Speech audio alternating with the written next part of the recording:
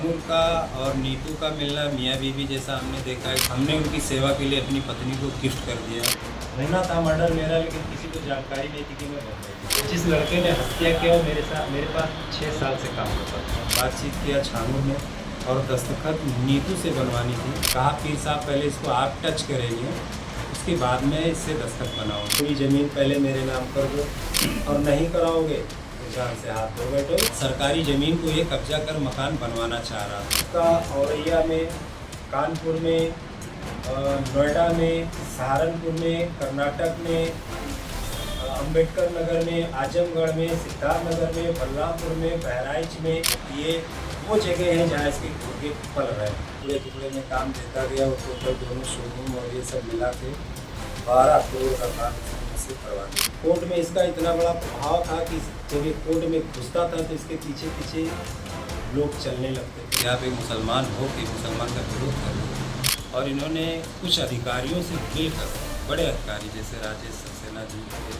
Balrampur SP, नम्रता Srivastava ji additional SP थे, PWD के 3 engineer थे, गैड़ा से गौरव सिंह तोमर थे। उसके बाद कुछ अन्य लोग थे जो इसके गिरोह में काम करते थे और ये नक बेचने का काम किया करता था। आज के कुछ बरस पहले ये पूरी साइकिल से चलता था। धर्मांतरण और राष्ट्र विरोधी गतिविधियों में आरोपित छांगुर मधुपुर उत्तरोला का निवासी था। वहाँ पर किस तरह उसने अपना कारोबार शुरू किया, कैसे कैसे लोगों को ठगा और धर्मांतरण के लिए फंसाया। इसके अलावा एक अपना एक घर बनवाने के लिए मधुपुर में किस तरह उसने 12 करोड़ में सौदा तय किया और जिनको काम सौंपा उनसे उनको जो है मात्र 5 करोड़ 70 लाख ही भुगतान किया। बाकी पैसा मांगने पर उसने उनके पूरे परिवार को जिस तरह प्रताड़ित किया, उसमें कहीं न कहीं पुलिस प्रशासन ने भी अनदेखी की और छांगुर के प्रभाव का उसमें इस्तेमाल हुआ कि जिन्होंने 12 करोड़ खर्च करके पूरा उनका निर्माण कराया, उनको ही मुकदमे में फंसा दिया गया, यहाँ तक कि उनके पूरे परिवार को। और फिर उन्होंने ये लड़ाई शुरू की और जंग एक छिड़ी, जिसका अंजाम ये रहा कि राष्ट्र विरोधी गतिविधि में लिप्त इस छांगुर का पूरा राजपास हुआ और आज ATS यहाँ गिरफ्तार करके उस मामले की जांच कर रही है। वहीं मुख्यमंत्री के संज्ञान में आने के बाद उसका निर्माण भी ढाया गया है और जो है आज भी टीम आई थी जांच करके लौटी है। हमारे साथ वो जो है छांगुर के राजदार और जिन्होंने निर्माण कराया था बब्बू खान साहब हैं। हम उनसे बब्बू चौधरी जी, इनसे हम जानना चाहेंगे कि कैसे छांगुर से मुलाकात हुई, छांगुर क्या करता था, कैसे उसने निर्माण किस लिए करा रहा था, कितना रुपया पर तय हुआ था, कितना उन्होंने खर्चा किया और कितना पैसा उसने हजम कर लिया इनका, जो आप इनको सरकार से क्या उम्मीदें हैं और उनका क्या क्या चल रहा था, इस बारे में बब्बू चौधरी जी विस्तार से बताएंगे। छांगुर की नीतू, नसरीन और नवीन से मुलाकात हमारी 2019 में हुई। हमारी एक छोटी मोटी ऑफिस उत्तरोला में थी। मैं छोटा मोटा कारोबार अपना घर कंस्ट्रक्शन के नाम पर मकान बनाने का काम करता था। इसी बीच इनको कहीं से पता चला या देखा होगा, जो भी होगा, ढूंढते ढूंढते आया, कहा हमें बाउंड्री करवाना है, तबेला बनवाना है। तो हमारा काम ही वही था। हम बात कर लिए उनसे, बात हो गई तो उन्होंने 16 लाख का मुझे काम दिया स्टार्टिंग। उसके बाद में फिर 1 करोड़ 67 लाख का काम दिया। उसके बाद फिर 1 करोड़ 6 लाख का काम दिया। उसके बाद फिर ऐसे टुकड़े टुकड़े में काम देता गया और टोटल दोनों शोरूम और ये सब मिला के 12 करोड़ का काम इसने मुझसे करवा दिया। काफ़ी हद तक काम भी अच्छा होता रहा, पैसे भी देता रहा। मुझे इसकी जो काले कारनामे थे इसकी जानकारी थी नहीं, क्योंकि 2019 के पहले कभी मैं इसका नाम भी नहीं सुना था। जब हमने इसका काम शुरू किया तो पता चला ये वेरा माफी का रहने वाला है, पटिया बिरादरी है और ये नक बेचने का काम किया करता था। आज के कुछ बरस पहले ये पूरी साइकिल से चलता था, तहसील मनसबी जिला पे हर जगह जाके अपने नक बेचता था। आज इसके पास बहुत पैसे आ गए। मुझे जानकारी नहीं थी, इसलिए मैं कोई कमेंट नहीं करता था, क्योंकि इसके साथ में जो नीतू थी तो काफ़ी चाप्टर, काफ़ी होशियार और काफ़ी उसकी बात को मानने वाली थी। जब हमारा पहला एग्रीमेंट साइन हुआ तब मैं देखा इसने बातचीत किया छांगू ने और दस्तखत नीतू से बनवानी थी। और जब दस्तखत बनाने के लिए उसको पेन दिया गया तो पेन को पकड़ के पहले छांगू पीर के हाथ में पकड़ाया, कहा पीर साहब पहले इसको आप टच करेंगे, उसके बाद में इससे दस्तखत बनाऊंगा। तो मुझे देख के बड़ा आश्चर्य हुआ कि ये 70 साल 80 साल का बूढ़ा और ये अभी 30-32 साल की लड़की ऐसा क्या कर दिया कि पेन मामूली सी चीज़ और बहुत बड़ी चीज़ है, लेकिन इसका मानना है कि वो शुरुआत उनसे ही करें। ठीक है, किया। वो एग्रीमेंट हुआ, उसके निजी मकान गांव में रहरा माफी के लिए हुआ था। सरकारी ज़मीन को ये कब्जा कर मकान बनवाना चाह रहा था। जब इसने ऑर्डर दिया हमें कि आप काम शुरू करिए, तो हमने लाख रुपए का लगभग माल गिराया, वहाँ पे मटेरियल सरिया रिक्की हो रहा, तो पूरे गांव वाले आकर खड़े हो गए, बोले ये ग्राम समाज की ज़मीन है, यहाँ निर्माण नहीं होगा। तो गांव वालों की आपत्ति की वजह से वो निर्माण कैंसिल हो गया। फिर ये तत्काल में ज़मीन खरीदा 1,25,00,000 में पंडित जी की जगह है चांदोलिया दरगाह के पास, करीब 6 बीघे या 6 बीघे से कुछ ज़्यादा होगा। ये ज़मीन खरीदने के बाद फिर इसने कहा हमारी ज़मीन की बाउंड्री करवा दो। 16 लाख में बाउंड्री तय हो गई। ऐसे बंगले का, तबेले का, शोरूम का, तो शोरूम में सब तय करके फिर तबेले को इसने अस्पताल में कन्वर्ट किया, अस्पताल से फिर स्कूल में कन्वर्ट किया और पैसे बढ़ते गए। हमारे एग्रीमेंट से ज़्यादा पैसा ये दे चुका था, लगभग 2-2.25 करोड़ रुपए। हमने इससे कहा कि एग्रीमेंट आप चेंज कर दो, तो इसने कहा कि एग्रीमेंट चेंज करने की ज़रूरत है, तुम काम करो, पैसे हम दे रहे हैं। पैसे मिलते थे। इसके पास एक एससी बिरादरी का लड़का काम करता था, संचित साफ सफाई का काम करता था। वो मंथली बेस उसकी तनख्वाह थी, 2-4-6 महीने 8 महीने से कर रहा था। और हम भी उसको जानते थे क्योंकि वो हम मौजूदा जिला पंचायत, हमारी माता जी जिला पंचायत में प्रतिनिधि में उनका देखभाल नहीं करता।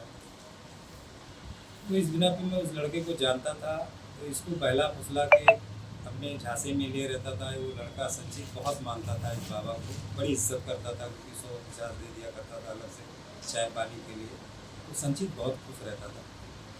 कुछ दिन बीतने के बाद छांगू का कहना था कि संचित तुम हिंदू से मुसलमान बन जाओ, इस्लाम धर्म बहुत अच्छा है, मूर्ति पूजे में कुछ नहीं है, और तुम इसमें और बड़े आदमी बन जाओगे, नौकरी मिल जाएगी, अच्छे कारोबार रहेंगे, अच्छे से रहोगे, जो दिखते हो इससे स्मार्ट देख लो, नवीन को देख लो, नीतू को, इनके बच्चे सब मुसलमान बन गए हैं, कितने अच्छे से रहते हैं, राजा की ज़िंदगी जीते। ऐसे कहता रहा वो, मजाकियन समझ के बात को टालता रहा। कुछ दिन बीतने के बाद दबाव डाला छांगू ने, बहुत खर्चा कर दिया तुम्हारे पीछे, अब तुम इस्लाम धर्म अपना लो। तो इस गरीब का कहना था कि बाबा जी हम जिस धर्म में हैं वो हमारे लिए बहुत बेहतर है, हमारा बहुत पुराना धर्म सनातनी धर्म है, हम उसी में रहेंगे, आप इसके लिए हमें आप दोबारा कुछ ना रहेंगे। इसका औरैया में, कानपुर में, नोएडा में, सहारनपुर में, कर्नाटक में, अंबेडकर नगर में, आजमगढ़ में, सिद्धार्थ नगर में, बलरामपुर में, बहराइच में, इतने जगहों का नाम गिना दिया, मैं खुद ही भूल गया कितनी जगह में बता दिया। जबकि ये वो जगह है जहाँ इसके गुर्गे फल रहे हैं, अभी भी फल रहे हैं। और कोई खास जानकारी जो आपके पास हो? एक जानकारी हो, जब हमें ये जब फंसाया, जब हम फंस गए पिछले 2023 में, हमारे जैसा मुसीबत का मारा एक और मिल गया, जिसका नाम मोहम्मद अहमद है। उसका भी कोर्ट में आना जाना था, इसका भी कोर्ट में आना जाना था, कोर्ट में दोस्ती हुई। कोर्ट में इसका इतना बड़ा प्रभाव था कि जब ये कोर्ट में घुसता था तो इसके पीछे पीछे लोग चलने लगते थे, इसके सम्मान में, कि कहीं इनको बुरा ना लग जाए, इनको खुश करने के लिए आगे पीछे लगे रहते थे। तो मोहम्मद अहमद भी इनके भौकाल को देख के प्रभावित हुआ, इनसे दुआ सलाम किया, बातचीत किया। उसके बाद में बिजनेस की बात करने लगे। तो लोनावला में अहमद का कारोबार था, किसानों से ज़मीन लेकर खरीदना बेचना, यही सब काम था। ये फाइनेंसर बन गए उनके साथ, कहे हम लगाएंगे पैसा, आप ज़मीन खरीदिए, जो बचेगा आधा आधा हम देंगे। तय हो गया, 16 करोड़ की डील हो गई। 16 करोड़ में 50 लाख एडवांस भी दे दिया। एडवांस देने के बाद जब एग्रीमेंट बन गई, तब इसने अपना पत्ता खोला, कहा कि अब पूरी ज़मीन पहले मेरे नाम कर दो, करा दो किसानों से, तब मैं तुम्हें पैसा दूंगा, और नहीं कराओगे तो जान से हाथ धो बैठोगे या तो उम्र कैद जेल काटोगे। इसके खिलाफ तमाम कार्रवाई, तमाम एप्लीकेशन उतरौला थाने में दिया गया, अहमद के खिलाफ बल्लामपुर कोर्ट में रिट दाखिल किया गया, बहुत सारे प्रकरण चल रहे हैं, ये सब ऑन रिकॉर्ड है अभी। उसको भी बढ़िया से तबाही बर्बादी के रास्ते पर पहुंचा दिया जैसे मुझे पहुंचाया था।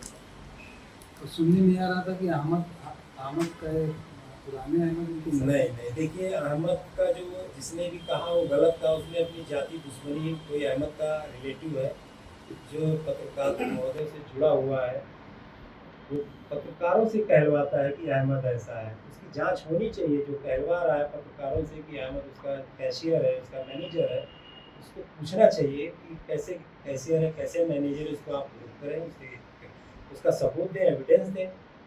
और अहमद जो उसके खिलाफ मुकदमा लड़ रहा है, उसके तमाम एविडेंस उतरौला कोर्ट में मिल जाएंगे, बल्लामपुर कोर्ट में मिल जाएंगे, पुणे के कोर्ट में मिल जाएंगे। अनावश्यक किसी को परेशान नहीं करना चाहिए, न किसी को फंसाना चाहिए। अहमद ऐसा आदमी नहीं है। अहमद खुद परेशान है। छांगुर की जो बेटी है उसकी शादी हुई थी कि नहीं? छांगुर की बेटियां थी जिस समय छांगुर की नहीं, नीतू नहीं, नीतू की बेटी तो नाबालिग थी, मननी हो गई थी, शादी पक्की हो गई। अच्छा, पक्की हो गई। इस लड़के को शोरूम दे दिया गया था, लड़का शोरूम चलाता था जिससे शादी। अच्छा, शोरूम उतरौला कौन सा शोरूम है? आसिफिया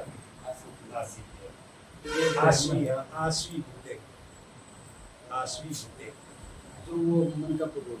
हाँ, मैं बता रहा हूँ, मेरे पास फोटो है उसका। मनकापुर रोड में नहीं है सर, वो है रफी नगर में, पुष्पांजलि होटल के सामने।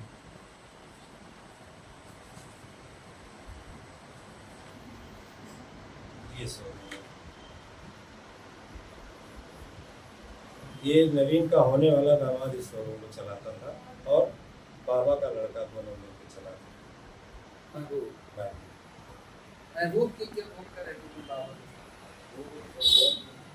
एक ही लड़का है, एक लड़के के लिए तो इतना सारा जाल बिछाया उसने कि मैं अपने लड़के को दुनिया का सबसे बड़ा बेताज बादशाह बना दूँ, चाहे इसमें देश विरोधी बन गया। देश विरोधी पैसे कमाने के लिए, लोगों को विदेशों को अपनी वाहवाही करने के लिए और पैसे उनसे ऐंठने के लिए, अपने बच्चे को बड़ा आदमी बनाने के लिए, ये सारे काम करता था।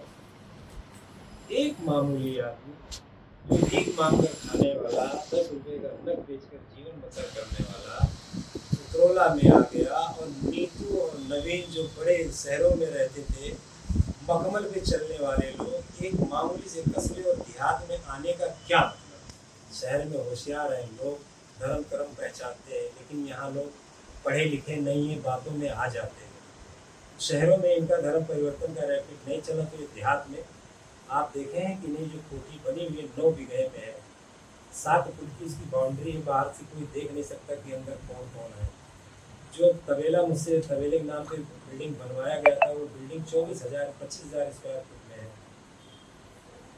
आदमी आजकल इंसान पालना मुश्किल हो गया है, तबेला वैसे पाल पाता, इसको तो आतंकवादी पालना था, नाम तबेले का दिया है। उसके बाद तबेला बनने के बाद फिर कह रहा है चैरिटेबल अस्पताल बना रहे हैं, गरीबों का इलाज करेंगे। लेकिन कितना दिन से यहाँ रह रहा, कभी नहीं सुना कि किसी गरीब की शादी में मदद किया हो, तो इलाज क्या करेंगे? फिर वो स्कूल में कन्वर्ट होने लगा, तहखाने में कन्वर्ट होने लगा। ये सब दर इनका खुलने लगा कि ये पता नहीं इसके दिमाग में क्या चल रहा है। ऊपर से इसको किसी का फोन आता था तो इसका प्लान चेंज हो रहा था। कोई इनका बॉस, कोई बॉस है इनका मास्टरमाइंड कोई है। क्योंकि कोई भी आदमी काम करता है, एक छोटा सा मकान बनाता है तो पूरी लाइफ की प्लानिंग करके सेट कर देता है, और ये करोड़ों का प्रोजेक्ट तैयार कर रहे हैं। एक पल में इनका प्लान चेंज हो रहा, तो प्लान चेंज होता तो पैसा लगता है, तो इनको पैसे की कोई फिक्र नहीं, कितना भी पैसा लगे, लेकिन इनका प्लान कामयाब हो। लेकिन मैं इनका प्लान कामयाब होने नहीं दिया। तो हम उन्हें जिंदा गाड़ देंगे, मार देंगे, या तो फर्जी मुकदमे जेल भेज देंगे। ये डर गया, डर के मारे या हमसे कहा, हमने उनसे कहा कि भैया छानू बाबा ऐसा क्यों कर रहे हैं किसी मजदूर के साथ? तो मुझे भी उसने जवाब दिया कि आप एक मुसलमान हो कि मुसलमान का विरोध कर रहे हो। हमने उस वक्त उनको जवाब दिया कि मैं मुसलमान हूँ, ठीक है, लेकिन पहले मैं हिंदुस्तान हूँ। ऐसा कोई काम ना करता हूँ, ना करूँगा, ना करने दूँगा जिससे देश को नुकसान हो या समाज को नुकसान हो। ये बात पे हम बहुत ध्यान नहीं दिए, करके टाल दिए, ना ही इस बात की दोबारा चर्चा हुई, लेकिन वो दिमाग में ले लिया इस बात को। और फिर खुन्नस खाने लगा, पैसा देना बंद कर दिया। इसके बाद में तू मैं कर लिया, कभी मुझे उलट के जवाब नहीं दिया, जो मैं कहता था वो करता था। लेकिन इस बात के बाद उसके मन में पाप पलने लगा और मुझे इस बात का आभास नहीं था। जब पेमेंट की बात आई हमारी, जब काम रुकने लगा, बोला बाबा जी पेमेंट दीजिए, देना है सप्लायरों को। तो उन्होंने कहा हमारे पास पैसे नहीं है। बोला बाबा जी पैसे नहीं है तो मंगाइए, काम कैसे होगा, मजदूरों को देना है, मटेरियल वालों को देना। तब उसके मुँह से निकला कि अपना घर बेच दो, बीवी का जेवर बेच दो, खेत बेच दो, मेरा काम कंप्लीट करो, जो बचा कुचा है सब साफ सफाई करके मुझे ताला मार के शादी दो, हम अब 1 रुपया नहीं देंगे। तो हमें थोड़ा सुन के खराब लगा कि काम करके पैसे मांगने के लिए इस तरह से जवाब दे रहा है। हम थोड़ा टाइट बात की तो गाली गलौज को कराया, नीतू भी बदतमीजी से बात की, नवीन भी। फिर हम वहाँ से निकले आए, थाना उतरौला में तहरीर लिख करके दिए, उसके खिलाफ 504, 506 का मुकदमा पंजीकृत हो गया। उसके बाद विवेचना में उस मुकदमे को इन्होंने फाइनल लगवा दिया, पुलिस ने लगा दिया जैसे भी। फिर हमारे ऊपर इन्होंने गैड़ा जुर्म में 504, 506 का मुकदमा कराया और इन्होंने कुछ अधिकारियों से मिलकर, बड़े अधिकारी जैसे राजेश सक्सेना जी थे, बलरामपुर एसपी, नम्रता श्रीवास्तव जी एडिशनल एसपी थी, PWD के 3 इंजीनियर थे, गैड़ा से गौरव सिंह तोमर थे। उसके बाद कुछ अन्य लोग थे जो इसके गिरोह में काम करते थे, रियाज, मोहम्मद आमद, कमालुद्दीन, नवाब अहमद, ये सारे लोग मिल करके एक टीम गठित किए। पैसे के दम पे सारे लोगों को तैयार किया, फर्जी डॉक्यूमेंट्स तैयार करके 504, 506 के मुकदमे को 419, 420, 467, 471 धारा बढ़ा के हमें आनंद फानंद में जेल भेज दिया गया। जेल में जाने के बाद पता चला एक 307 का भी मुकदमा हमारे ऊपर हो गया। उसके बाद फिर पता चला 376D का भी मुकदमा हो गया। कई मुकदमे लगातार फिर शुरू हो गए। इसी तरह मैं 2.5 महीने बाद फिर जेल से जब बाहर आया तो डकैती का मुकदमा इन्होंने मेरे ऊपर लिखवा दिया। फिर 76 का एक हाजिरा नाम की महिला से लिखवा दिया। उसके बाद फिर कानपुर में डकैती का मुकदमा लिखवा दिया। फिर उसके बाद उतरौला में कुछ अधिकारियों की मिली जुली भगत से हमारी बीवी, नौकर सब हमारे नौकरों के खिलाफ भी मुकदमा लिखवा दिया, क्योंकि वो मुकदमे में पुलिस फाइनल भी लगा चुकी है। इसी तरीके से जो इसके खिलाफ आवाज़ उठाता उसके खिलाफ 376, डकैती, छिनैती, ये सारे मुकदमे दर्ज होते थे। बड़े आसानी से बलरामपुर ज़िले में उसकी दी हुई तहरीर पे या उसकी पैरवी किए हुए मुकदमे तुरंत दर्ज हो जाते थे। पीड़िता या पीड़ित जो भी थे वो चले जाते, तो उनकी कोई सुनने को तैयार नहीं था। एक महिला थी एससी बिरादरी की जिसके साथ बलात्कार हुआ, 1 साल दौड़ती रही, उसको मदद नहीं मिली। लास्ट में STF से उसको सहारा मिला। उसकी तो जान का भी कई बार हमला किया गया था। और एक संचित था, उसके साथ भी वो भी STF में गया। उतरौला में नहीं हुआ तो STF कोर्ट में गया, वहाँ से भी खारिज करवा दिया गया। DIG साहब के यहाँ 2023 में गया, वहाँ भी कोई सुनवाई नहीं हुई। हरजीत थे, उनका भी ऐसे ही मामला था। जो ये हमारे आसपास के जिनको मैं जानता हूँ उनका नाम बता रहा हूँ, ऐसे पता नहीं कितने उसके हिंदुस्तान के अंदर पीड़ित होंगे जो इससे परेशान होंगे, ऊपर वाले से दुआ मांगते होंगे कि मेरी जान किसी तरीके से बख्श दे, शामिल के नीतू नवीन या उसके गिरोह। इसी मुसीबत में हम भी सब परेशान, पूरे ज़िले में काम कराया। करीब 7.5 से 8 करोड़ रुपए मेरा बकाया था। हमने PMO जी को 2023 में एप्लीकेशन दिया था, उसकी कार्रवाई अब जाके हुई। बिल्डिंग तो उसकी जल्लाद थाना टूट गया, लेकिन मेरा पैसा भी मर गया। 17 बीघा ज़मीन बेच के हमने कर्जदारों का कर्ज अदा किया। अभी भी मार्केट में कर्जा बाकी है। योगी आदित्यनाथ जी का बहुत बहुत धन्यवाद, जो जल्लाद के ऊपर बड़ी कार्रवाई किया उन्होंने। लेकिन अभी भी उसके गुर्गे मार्केट बाजार गांव में घूम रहे हैं और खुला चैलेंज कर रहे हैं। मौका मिलते ही के बाबा के दुश्मनों को हम सफाया करें। अच्छा, छांगुर के साथ नीतू और नवीन का मिलना जुलना कैसा रहता था, आपने कभी ध्यान दिया? मैं छांगुर का और नीतू का मिलना मियाँ बीवी जैसा हमने देखा है, जैसे पति पत्नी रहते हैं। और नवीन का जो मिलना जुलना था वो एक नौकर की तरह रहता था। बदतमीजी से भी बात करता था, साले इधर आ, साले उधर ला, पानी भर के ला, मैं पेशाब करने जाऊँगा, दुकान उठा मैं थूकूँगा, ये लेके आ, वो लेके आ, मादर चो सुनता नहीं, ये पागल है क्या, ये है, वो है, गधा है। इस तरीके से नवीन के साथ पेश आता था। नवीन ने कभी विरोध नहीं किया? नहीं, कभी नहीं विरोध किया। एक बार हमने नवीन से पूछा कि ये सब क्या है, जब हम काम कर रहे थे, हमने हमारे साथ ठीक ठाक व्यवहार था उस पर, जो मुझे कुछ जानकारी नहीं थी। हमने पूछा नवीन जी से कि ये इस तरीके से आप लोग छांगू जी के साथ रहते, तो उनका कहना था ये मेरे भगवान है, मेरे पीर हैं, मेरे अल्लाह हैं, नबी है, पैगम्बर है, और हमने उनकी सेवा के लिए अपनी पत्नी को गिफ्ट कर दिया। मैं उस पत्नी के करीब नहीं जाता हूँ, पीर साहब ही उनकी सेवा में रहती है। ऐसा क्या था क्या? उसके बाद में हमने एक सवाल और पूछा कि ये बताइए, सोमाली आपकी बेटी है, पढ़ने लिखने के लिए आपके लिए भेजते हैं। उनका कहना था कि पीर साहब का कहना है कि स्कूल कॉलेज मत भेजिए, जाएगी तो वहाँ लोगों से दोस्ती होगी, इस वजह से नहीं भेजिए, लड़की बिगड़ जाएगी।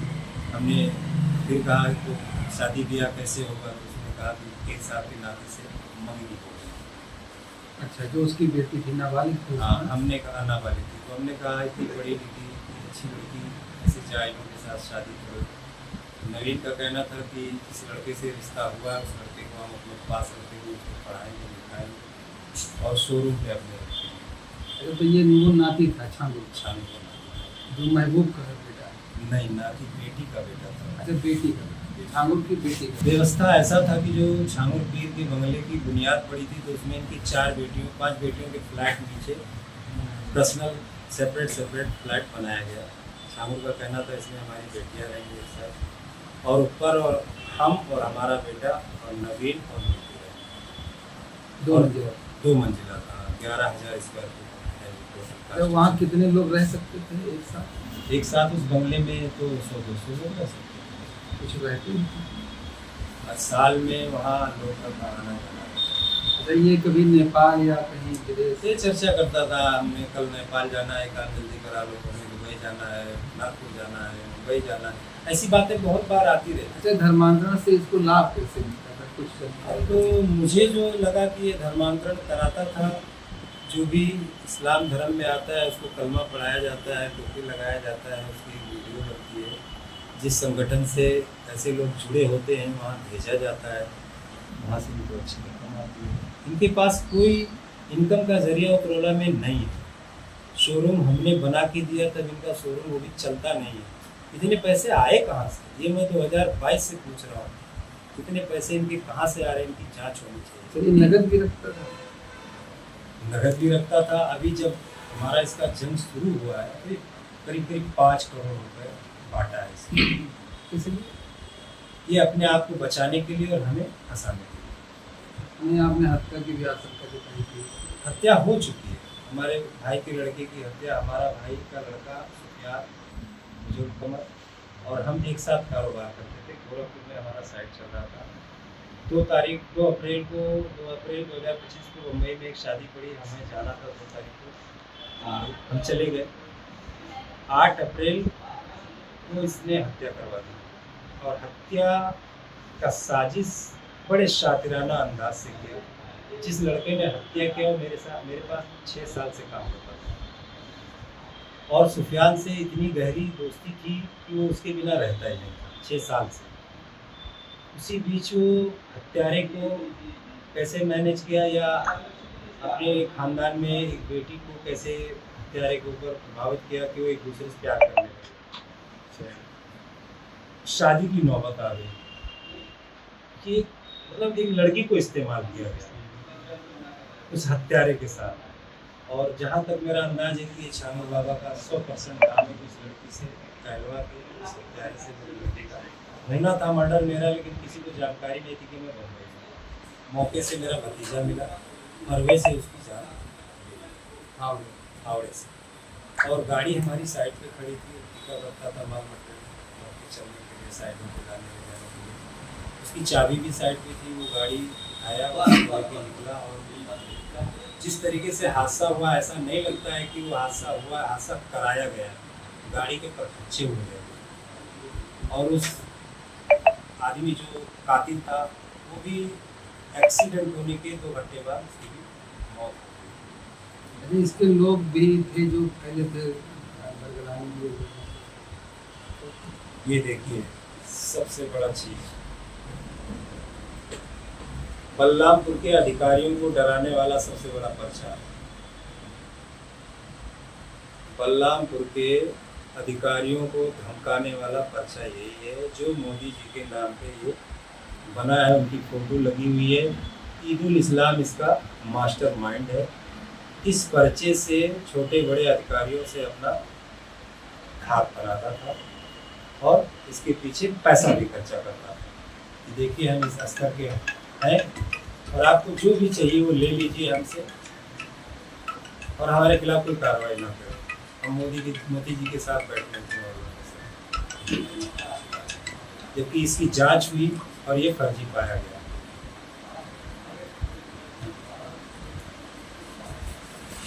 उसके बाद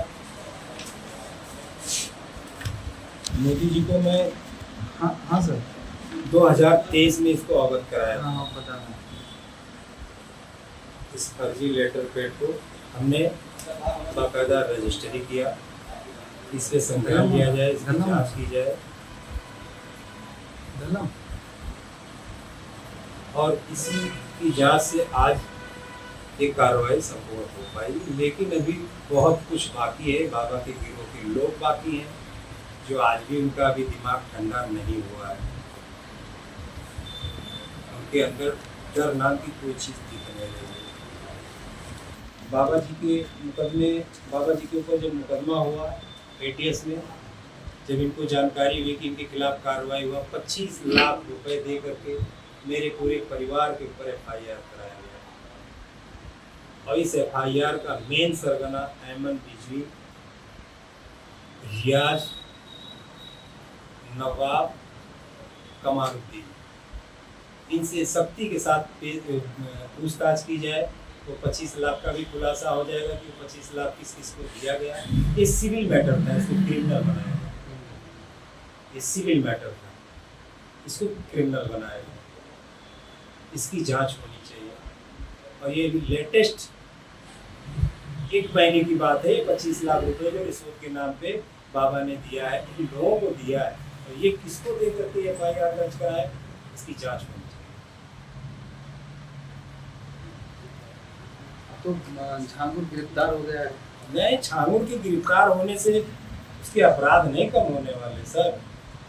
हम देख रहे हैं उसका जो रैकेट है बहुत बड़ा है। अगर आप ये वीडियो YouTube पर देख रहे हैं तो हमारे चैनल को सब्सक्राइब करें और बेल आइकन को दबाना ना भूलें। अगर आप Facebook पर ये वीडियो देख रहे हैं तो हमारे पेज को लाइक करें।